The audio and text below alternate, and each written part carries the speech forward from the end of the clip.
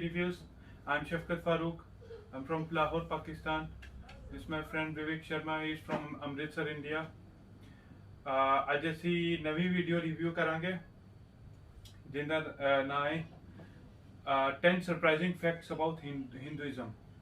ਤੇ ਇਹ ਵੀਡੀਓ ਜਿਹੜਾ ਹੈ ਉਹ ਵਿਵੇਕ ਨੇ ਮੈਨੂੰ ਕਿਹਾ ਸੀ ਕਿ ਅਸੀਂ ਉਹ ਮੈਨੂੰ ਦਿਖਾਣਾ ਚਾਹੁੰਦੇ ਨੇ ਤੇ ਕਿਉਂਕਿ ਮੈਨੂੰ ਇੰਨਾ ਜ਼ਿਆਦਾ ਹਿੰਦੂਇਜ਼ਮ ਦਾ ਨਹੀਂ ਪਤਾ, ਸੋ ਇਹ ਮੈਨੂੰ ਐਕਸਪਲੇਨ ਕਰਨਗੇ ਤੇ let's see.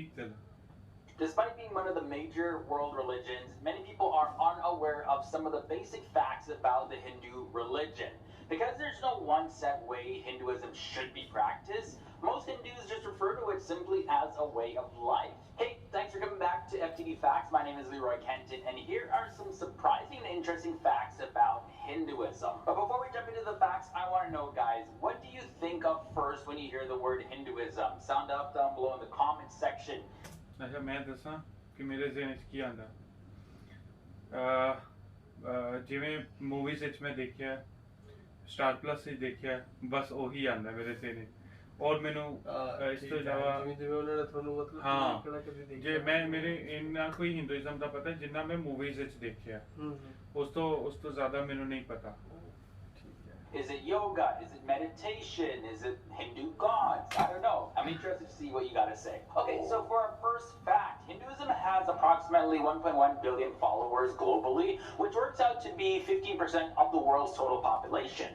Hinduism is the third largest religion in the world after Christianity and Islam. So, of course, it has a huge impact on the global scale. Let's now look at the goals of Hinduism. So, Dharma, meaning righteousness, Artha means money, Kama, right desire, Moksha means salvation, and those make up the four main life goals of Hinduism. The goal of life in Hinduism is to attain salvation or moksha.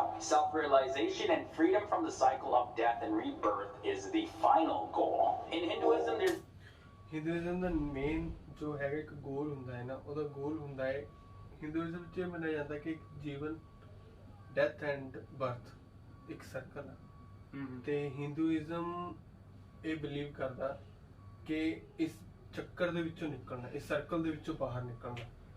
ਬੰਦਾ ਮਤਲਬ ਇੱਕ ਇਨਸਾਨ ਆ, ਜਨਮ ਲੈਂਦਾ, ਕਰਮ ਕਰਦਾ, ਮਰਦਾ ਹੈ, ਫਿਰ ਉਹਨੂੰ ਉਸ ਕਰਮ ਦੇ ਹਿਸਾਬ ਨਾਲ ਫਿਰ ਉਹਨੂੰ ਇੱਕ ਜਨਮ ਮਿਲਦਾ, ਫਿਰ ਉਹ ਸਰਕਲ ਇੱਦਾਂ ਚੱਲਦਾ ਹੈ। ਤੇ ਹਿੰਦੂਇਜ਼ਮ ਇੱਕ ਇਹੋ ਜਿਹਾ ਰਿਲੀਜਨ ਹੈ ਜਿਹੜਾ ਕਿ ਬਿਲੀਵ ਕਰਦਾ ਹੈ ਕਿ ਜੇ ਅਸੀਂ ਮੋਕਸ਼ ਨੂੰ ਪ੍ਰਾਪਤੀ ਕਰ ਲਈਏ, ਮੋਕਸ਼ ਮਤਲਬ ਯੋਗਾ ਦੇ ਨਾਲ, ਮਤਲਬ ਹੋਰ ਯੋਗ ਮਤਲਬ ਜਿਹੜਾ ਯੋਗ ਸਾਧਨਾ ਨਾਲ ਉਹ ਸਭ ਤੋਂ ਮਤਲਬ ਕਿ ਮੰਨੀ ਗਈ ਹੈ ਕਿ ਯੋਗ ਸਾਧਨਾ ਨਾਲ ਤੁਸੀਂ ਮੋਕਸ਼ ਨੂੰ ਪ੍ਰਾਪਤ ਕਰ ਸਕਦੇ ਹੋ। ਮੋਕਸ਼ ਮਤਲਬ ਹਰ ਚੀਜ਼ ਤੋਂ ਇੰਡੀਪੈਂਡੈਂਟ, ਹਰ ਚੀਜ਼ ਤੋਂ ਫਰੀ, ਤੁਹਾਨੂੰ ਕਿਸੇ ਨਾਲ ਦੁਨੀਆ ਦੇ ਨਾਲ ਕੋਈ ਮੋਹ ਨਹੀਂ ਹੈਗਾ। ਤੇ ਜਦੋਂ ਤੁਸੀਂ ਦੁਨੀਆ ਦੇ ਨਾਲ ਮੋਹ ਛੱਡਤਾ ਹੈ, ਦੁਨੀਆ ਦੇ ਨਾਲ ਰਿਲੇਸ਼ਨ ਆਪਣਾ ਛੱਡਤਾ ਹੈ, ਤਾਂ ਤੁਸੀਂ ਆਟੋਮੈਟਿਕਲੀ ਤੁਸੀਂ ਦੇਖੋਗੇ ਤੁਹਾਨੂੰ ਕਿਸੇ ਚੀਜ਼ ਨਾਲ ਕੋਈ ਇਫੈਕਟ ਨਹੀਂ ਪੈਣਾ, ਤੁਹਾਨੂੰ ਨਾ ਝੂਠ ਬੋਲਣ ਦੀ ਲੋੜ ਆ, ਨਾ ਕਿਸੇ ਨਾਲ ਤੁਹਾਨੂੰ ਫੀਲਿੰਗਸ ਦੀ ਜ਼ਰੂਰਤ ਆ ਨਾ।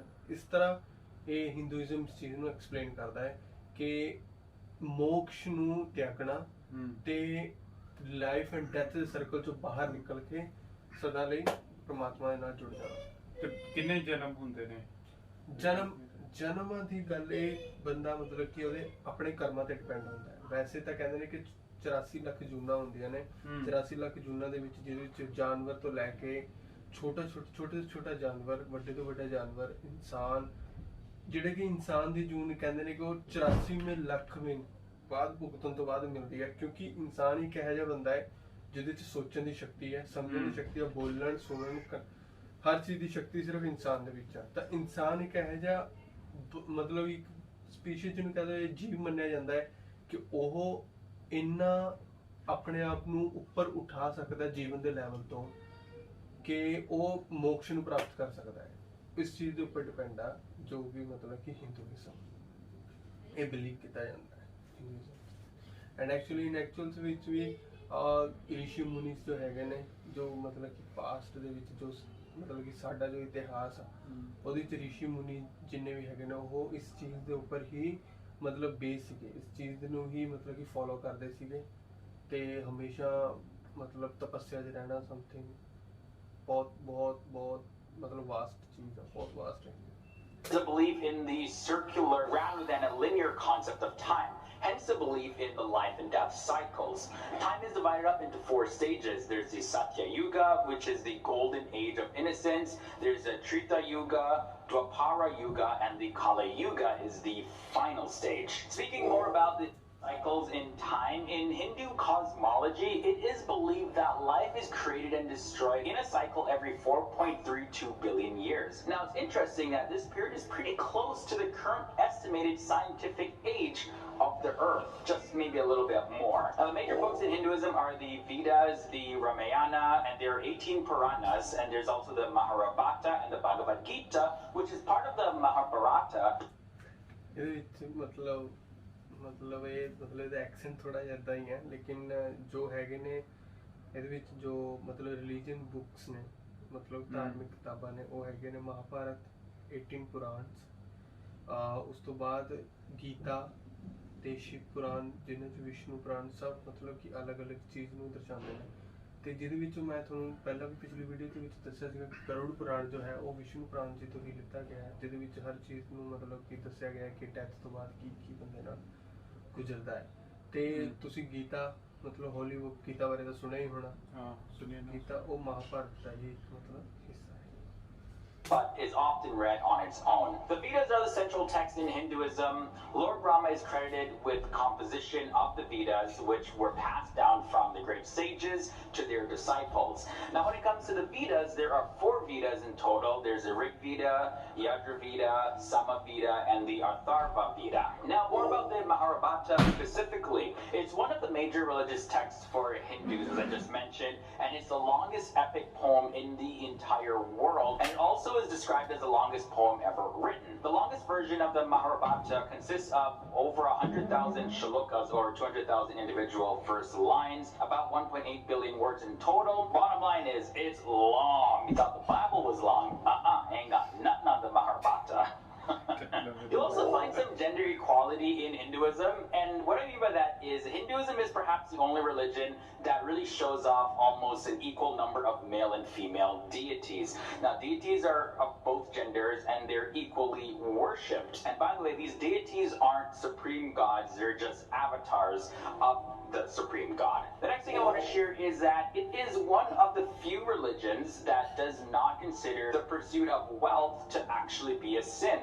So Lakshmi, the goddess of wealth, both material and spiritual, is also a testament to that fact in Hinduism. So if your life purpose is to go get rich, make a lot of money, you're okay in Hinduism. Did you know that Hinduism also promotes organ donation? The first example of organ donation in the world can be found in Hindu mythology. Sage Dadichi, he happily donated his bones so that Lord Indra could use them to create a weapon called the Vajra, and he used this weapon to go and kill demons. Now, the final thing I want to share is that ਇਹਦੇ ਵਿੱਚ ਕੀ ਹੋਇਆ, ਉਹਦੇ ਵਿੱਚ ਇਹ ਕਹਿੰਦਾ ਕਿ ਜਿਹੜਾ organ donation ਆ, ਆਰਗਨ ਡੋਨੇਟ ਕਰਨੇ ਆਪਣੇ, ਇਹ ਹਿੰਦੂਇਜ਼ਮ 'ਚ ਬਹੁਤ ਪੁਰਾਣੇ ਤੋਂ ਹੀ ਚੱਲਦਾ ਆ ਰਿਹਾ, ਅੱਜ ਦੀ ਕੋਈ ਗੱਲ ਨਹੀਂ ਹੈਗੀ। ਤੇ ਇਹਦੇ ਵਿੱਚ ਮਤਲਬ ਕਿ ਪੁਰਾਣੀ ਮਤਲਬ ਕਿ ਘਟਨਾ ਹੈ ਜਿਹਦੇ ਵਿੱਚ ਦੱਸਿਆ ਗਿਆ ਕਿ ਇੰਦਰਦੇਵ ਆ ਜੋ ਕਿ ਹੈਵਨ ਦੇ ਰਾਜਾ ਨੇ, ਤੇ ਉਹਨਾਂ ਨੂੰ ਡਿਮੋਨਸ ਤੋਂ ਬਹੁਤ ਖਤਰਾ ਸੀਗਾ, ਰਾਖਸ਼ਸਾਂ ਤੋਂ।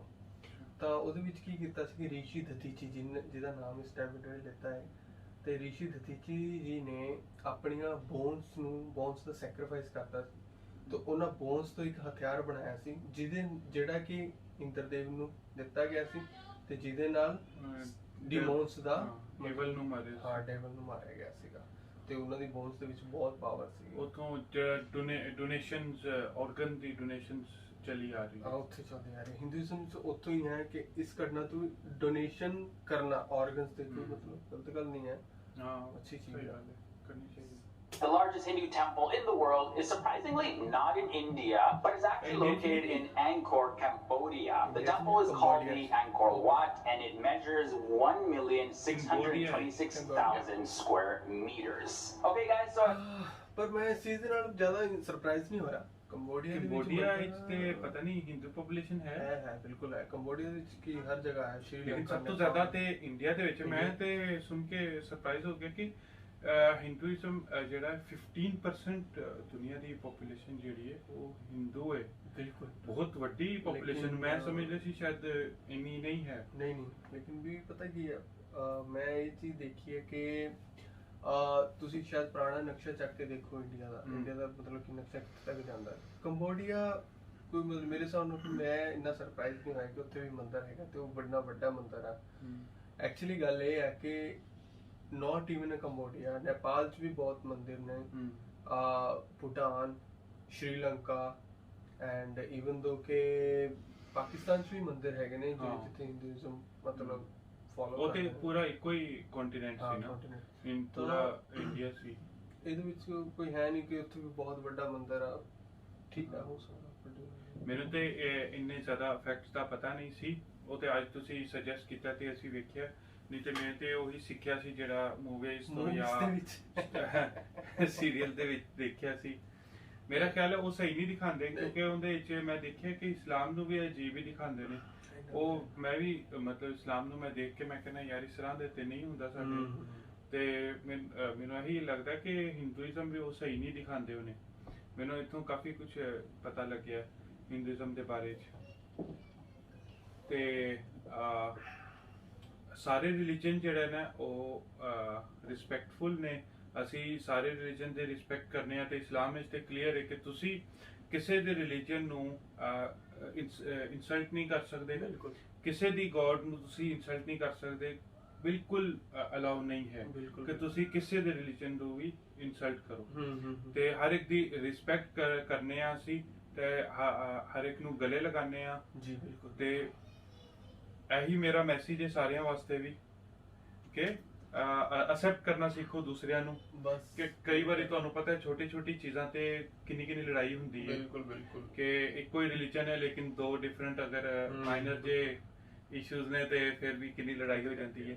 ਤੇ ਇੱਧਰ ਤੇ ਪੂਰਾ ਰਿਲੀਜਨ ਹੀ ਡਿਫਰੈਂਟ ਹੈ, ਤੇ ਤੁਹਾਨੂੰ ਹਰ ਇੱਕ ਨੂੰ ਅਸੈਪਟ ਕਰਨਾ ਚਾਹੀਦਾ, ਉਹੀ ਫੇਰ ਹੀ ਤੁਸੀਂ ਚੱਲ ਸਕਦੇ ਹੋ। ਤੇ ਥੈਂਕ ਯੂ ਸੋ ਮਚ, ਤੁਸੀਂ ਅੱਜ ਮੈਨੂੰ ਨੌਲੇਜ ਦਿੱਤਾ। ਤੇ ਵਿਊਅਰਸ ਤੁਸੀਂ ਦੇਖਿਆ, ਥੈਂਕ ਯੂ। ਕੀਪ ਸਪੋਰਟਿੰਗ ਅਸ। ਅਸੀਂ ਅਗਲੀ ਵਾਰੀ ਨਵੀਂ ਵੀਡੀਓ ਲੈ ਕੇ ਆਵਾਂਗੇ ਤੁਹਾਡੇ ਵਾਸਤੇ। ਲਾਈਕ ਐਂਡ ਸਬਸਕ੍ਰਾਈਬ ਤੇ ਕਮੈਂਟ ਕਰਕੇ ਜ਼ਰੂਰ ਦੱਸ ਦਿਓ ਕਿਸ ਚੀਜ਼ ਦੇ ਉੱਪਰ ਬਣਾਈ ਜਾਵੇ, ਕਿਸ ਚੀਜ਼ ਦੇ ਉੱਪਰ ਫੋਕਸ ਕੀਤਾ ਜਾਵੇ, ਤਾਂ ਉਸ ਚੀਜ਼ ਦੀ ਅਸੀਂ ਇਨਫੋਰਮੇਸ਼ਨ ਥੋੜੀ ਜਿਹੀ ਇਕੱਠੀ ਕਰਕੇ ਇਸ ਚੀਜ਼ ਦਾ ਥੋੜਾ ਜਿਹਾ ਬਿਲਕੁਲ ਰਿਵਿਊ ਜ਼ਰੂਰ ਦੇਵਾਂਗੇ ਉਸ ਚੀਜ਼ ਦੇ ਲਈ। ਤੇ ਤੁਹਾਨੂੰ ਵੀ ਜਿੰਨੀ ਕੁ ਹੋ ਸਕੇ ਉਨੀ ਕੁ ਇਨਫੋਰਮੇਸ਼ਨ ਜੋ ਸਾਡੇ ਕੋਲ ਇਕੱਠੀ ਹੋਈ ਅਸੀਂ ਤੁਹਾਨੂੰ ਦੇਵਾਂਗੇ ਜ਼ਰੂਰ। ਬਿਲਕੁਲ, ਤੇ ਤੁਹਾਡੀ ਵਜ੍ਹਾ ਤੋਂ ਅਸੀਂ ਵੀ ਬਹੁਤ ਕੁਝ ਸਿੱਖ ਜਾਂਦੇ ਹਾਂ। Thank you so much, bye bye.